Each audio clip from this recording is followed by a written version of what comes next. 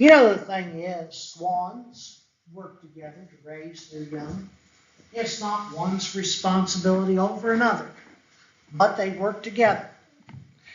The Apostle Paul, in writing to Christians of Galatia, reminds the Galatian Christians that in their walk with Christ, and if we're looking at this in a way and manner that the church in its relationship with Christ reflects what marriage should be, then this would also be the case. Galatians chapter 6 and verse 2, Paul writes, "Bear one another's burdens and so fulfill the law of Christ."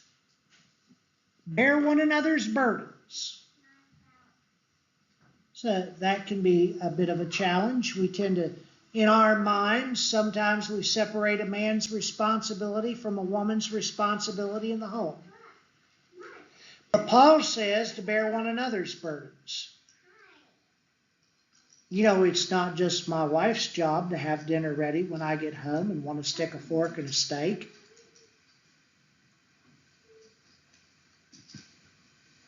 Bear one another's burdens and so fulfill the law of Christ. Back to Paul's letter to the Ephesian Christians, this time chapter 4. I want you to notice something that the Apostle Paul says here, down around verse 13. I want you to notice something. This is talking about unity. Unity in the church, I believe, parallels unity and peace in the family. Until, Paul says, until we all attain the unity of the faith and the knowledge of the Son of God, to mature manhood, to the measure, the stature, the fullness of Christ. You know something about people who have been married for a long, long time? They learn to live with each other, despite one another's quirks, imperfections. The Apostle Paul said there are certain things that people do in the church that he was instructing them to do. He said in verse 12, for the equipping of the saints, for the work of the ministry, for the building up of the body. Those things he lists are rather interesting.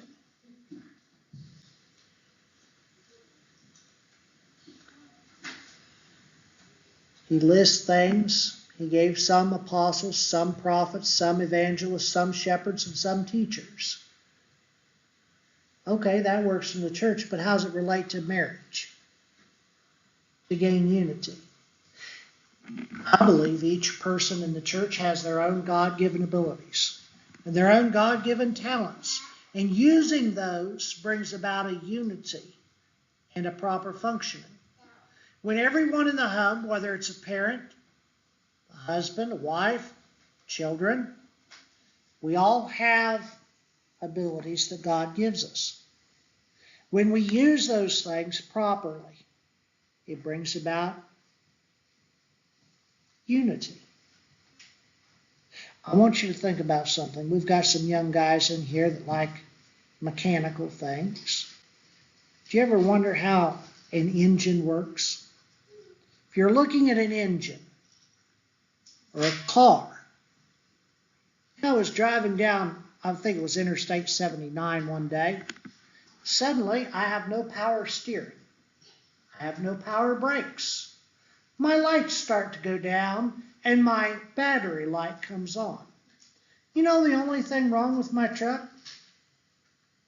One little belt. One little serpentine belt. Gone. One little thing. Suddenly it doesn't function properly. In marriage, one little thing and marriage doesn't function properly. Unity is a machine that works like it is supposed to work. Unity is having a serpentine belt that runs umpteen different pumps That serpentine belt runs a water pump, an air conditioner, an alternator, a power steering pump, and I'm not sure what else, to be downright honest with you, because I'm not a mechanic. But there were 4 things that did not function properly without that belt. That belt is making everything work. That belt is bringing about a unity and making things work properly.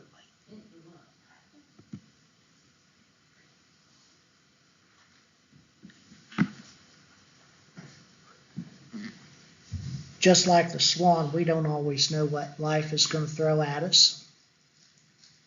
I'm rooting for Brock to have about 10 kids. His life will change drastically. He'll never know what hit him. And it doesn't come all at once. It's kind of this creeping thing. They generally come one at a time. And then you wake up 15 years later. You say, what happened?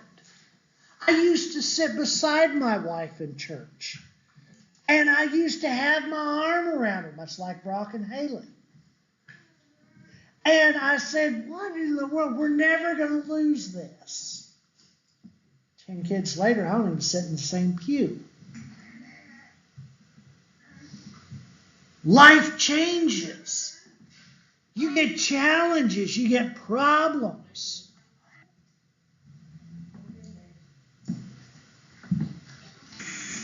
But when we do things the way God would have us to do, we do get through them. Life isn't perfect. It's not perfect by ourselves. Why in the world would we ever expect life to be perfect with someone else? It's just not going to be. But that doesn't mean that there's something wrong with marriage. It just means we live in an imperfect world. Romans chapter 8, down in verse, I'd like to begin in verse 26. Likewise, the Spirit of God, likewise the Spirit helps us in our weaknesses. For we do not know what to pray for as we ought. Do you ever feel that way? Do you ever not know how to pray for your marriage? Do you ever not know how to pray for your spouse? But the Spirit himself intercedes for us with groanings too deep for words. And he who searches the hearts knows what is in the mind, because the Spirit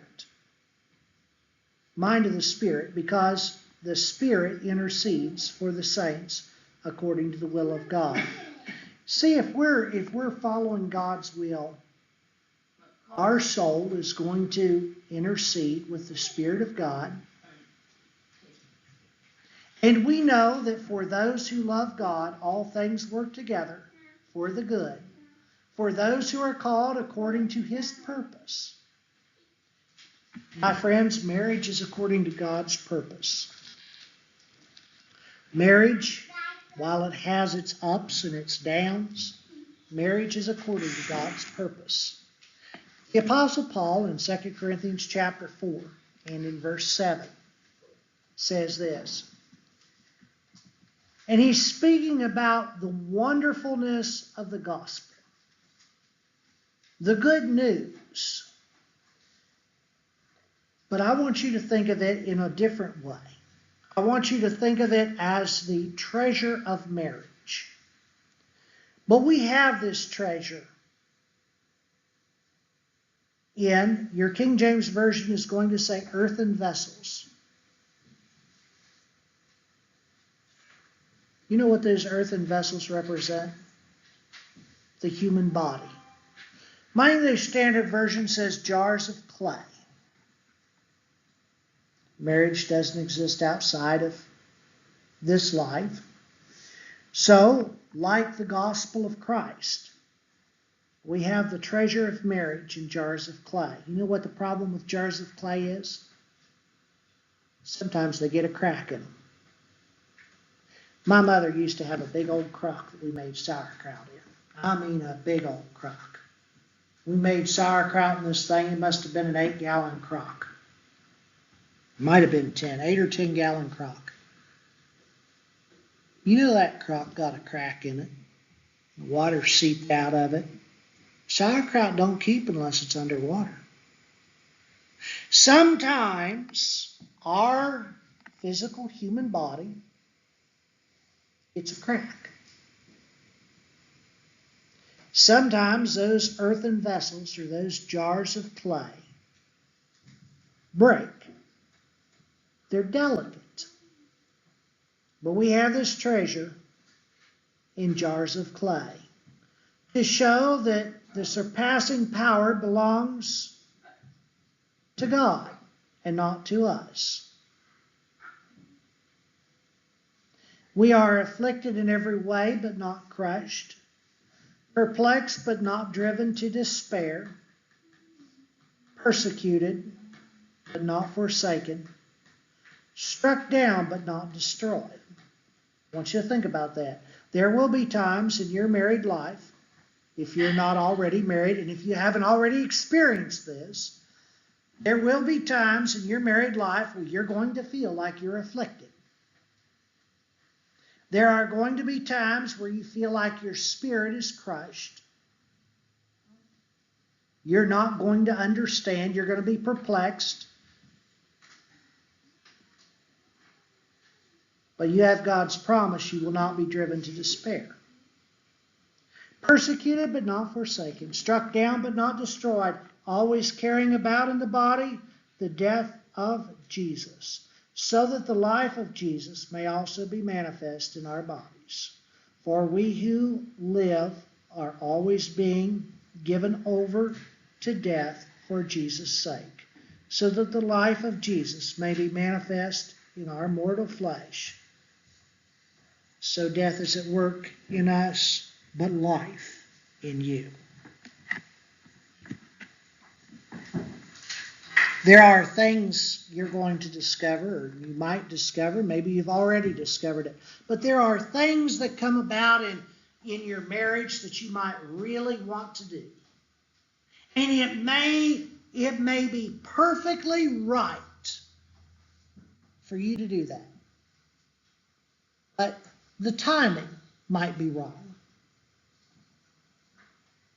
There are things that you, as a husband or a wife, might desire to do, but it might not be the right time to do those things for the greater good of the family.